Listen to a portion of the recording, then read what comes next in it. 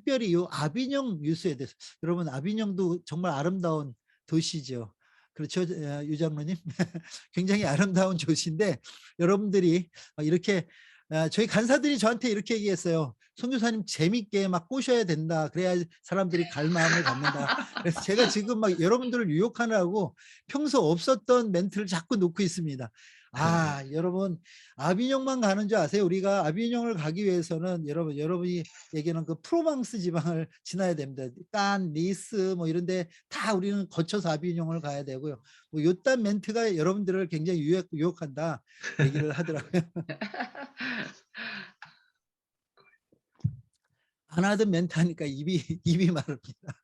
예. 그래서 자, 요 아비뇽 유수 요 얘기가 왜 중요한가 하면 요 얘기 때문에 후스 얘기가 나오는 겁니다. 후스가 괜히 죽은 게 아니라 요런 역사적인 또 요런 정치적인 또 종교적인 어떤 그 수레바퀴 속에서 후스가 죽을 수밖에 없는 그런 역사의 내용을 만들거든요. 어떤 얘기냐면 여러분 교황제도는 590년에 시작됐다고 얘기했죠. 그리고 나서 줄곧 교황은 이탈리아 사람들이 교황이 됐어요. 라틴계죠. 계속 됐습니다. 그런데 여러분 프랑스 왕 필립 4세가 이제 왕이 되고 나서는요.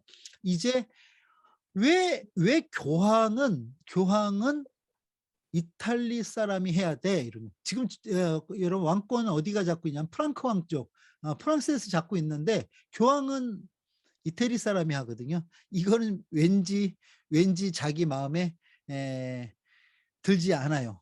그래서 그 틈에 왕이 됐을 때 필립 4세가 클레멘트 5세라는 교황을 임명하면서 이제 프랑스 교황 시대가 열리는 겁니다. 그래서 프랑스 교황 시대가 생기면서 6명의 프랑스 교황을 배출하게 되죠. 이전까지는 없었던 일인데요. 그리고 그렇게 이어가고 있을 때 여러분 그레고리 11세는요. 여러분 1377년에 이제 로마의 교황청을 다시 여러분 죄송합니다. 로마의 교황청이 다시 377년에 열리면서 여러분 다시 로마는 로마대로 교황을 선출하기 시작합니다. 그러니까 여러분 보세요. 위에 필립 4세가 선출해서 프랑스 교황들이 이어지는 그때 로마는 로마대로 다시 교황을 선출하기 시작하니까 여러분 요 시기 AD 1370년 요때부터 그러니까 78 그레고리 11세 그때부터 이제는 교황이 2명인 시대가 되는 거예요. 그래서 여기 보면 오버랩되는 연도가 있는데 1378년에 그레고리 11세가 교황일 때 로마 교황청이 1377년에 부활을 하게 되고요. 우르반 6세를 로마 교황청에서 교황으로 얘기를 합니다.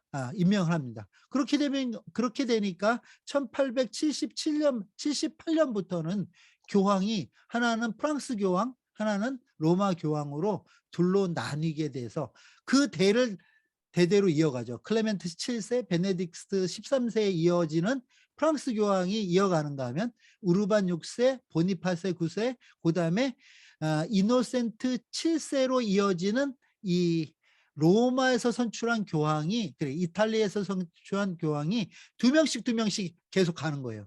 여러분 이 1377년 여기를 요때가 바로 아까 우리가 얘기했던 위클리프, 지난 시간에 얘기했던 위클리프가 활동하던 시기예요. 1300년대 말. 그런데 여러분 요때 이 위클리프는요 사실 자기가 죽었을 때는 위클리프는요 이단으로 규형되지 않았었어요. 사실 위클리프는요 그냥 늙어서 죽었습니다. 그래서 묻혔죠. 그런데 그가 죽을 때까지 우리가 지난 시간에 공부했던 루터 웰스에서 그냥 죽었죠. 그런데 어떤 일이 벌어지냐면 여러분 베네딕스 13세를 거쳐서 알렉산더 5세가 교황이 됐을 때 또 이때 그다음에 여러분 이쪽 로마는 그레고리 12세 시기가 됐을 때 이거 교황청이 두 개다, 교황이 두 명이라는 이거는 캐톨릭주의에 맞지 않는 거거든요. 이건 말이 아니다 하면서 이제 피사 종교 회의가 열게 되고요. 또 다시 그 이어서 우리는 하나만, 한 명의 교황만 선출하자 해갖고 피사 종교 회의에서 선출한 사람이 바로 알렉산더 5세입니다. 그럼 요 피사 종교 회의 이후로는 1409년 이후로는 어떤 일이 생기냐면 교황이 몇 명이 됐어요? 뭐 제가 속했던 교단이 그래요.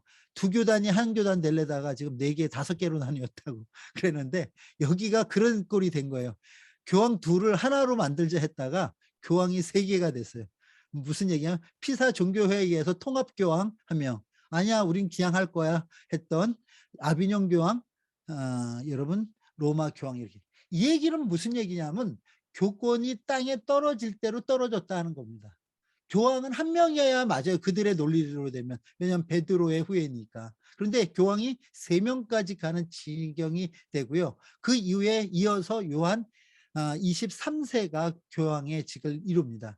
그러니까 여러분 이렇게 지나가던 상황 속에서 여러분 아까 우리 이영우 장로님이 강의하실 때 여러분 야누스 시대의 황제의 이름을 얘기했는데 혹시 기억나는 사람 있으면 손 들어주시면, 예, 독일에 오시면 제가 맛있는 걸 사드립니다. 그분 상품을 드리겠. 누구였죠? 그 당시 황제의 이름이. 예, 예.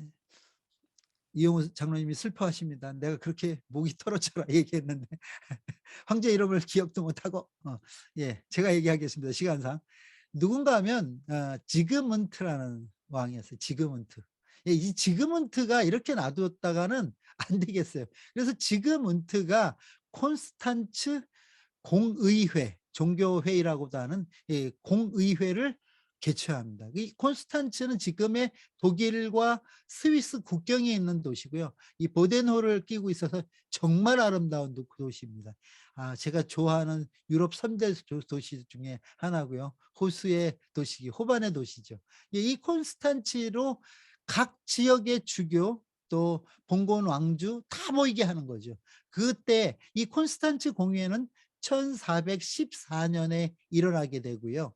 이때 다시 마틴 5세라는 이제 교황을 뽑게 되는데 여러분 이 콘스탄츠 공회에 먼저 선결할 것이 무엇인가 이렇게 봤더니 여러분 정치적인 것들이 그렇죠. 문제가 있을 때는 누군가 그 문제에 책임을 질 사람을 만들어야 되잖아요.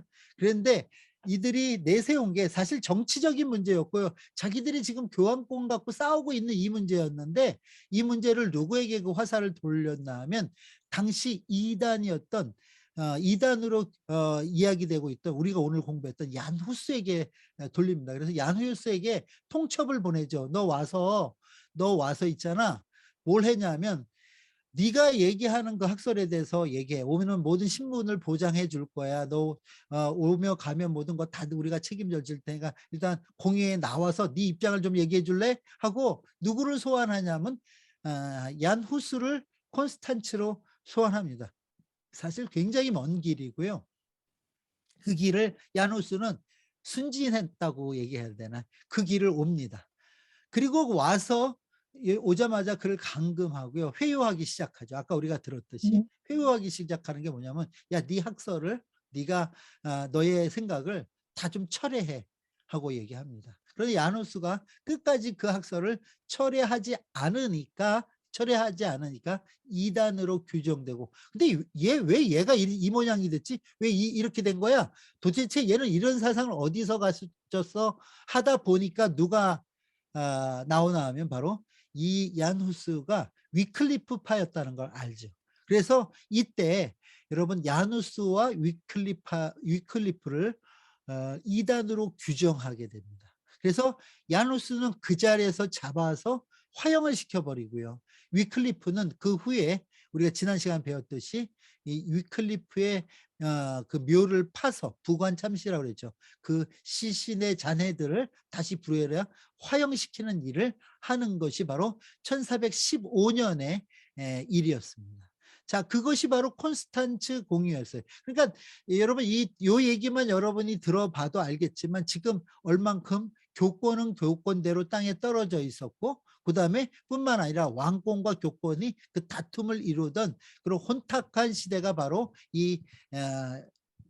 우리가 지금 보고 있는 중세 말엽의 시대예요.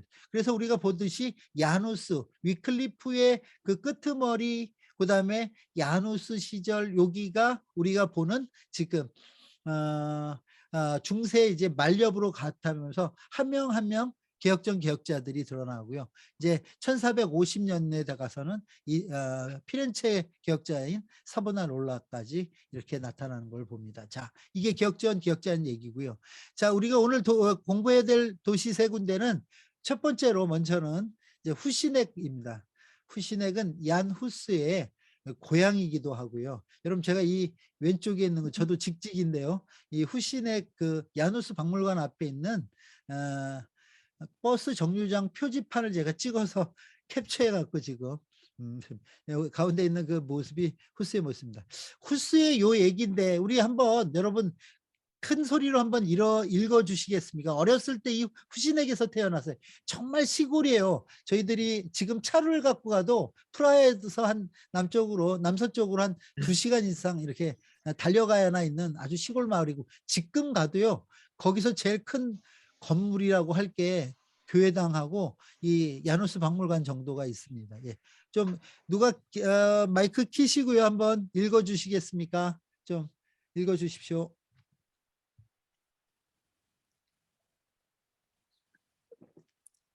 예, 황 집사님. 예.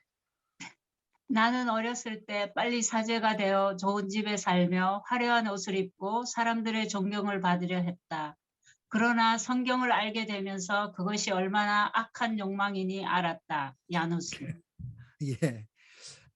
여러분, 이 얘기가 당시 사회상의 일면을 얘기해 주는 겁니다. 그러니까 지금은요, 출세하려면 검사가 돼야 되겠더라고요. 그래야 대통령도 하니까 법관이 돼야 되겠더라고요. 그런데 이 당시에는 출세하려면 뭘 해야 되냐면 목사를 해야 되는 거예요. 신부가 되는 거예요. 사제가 돼야 되는 거예요.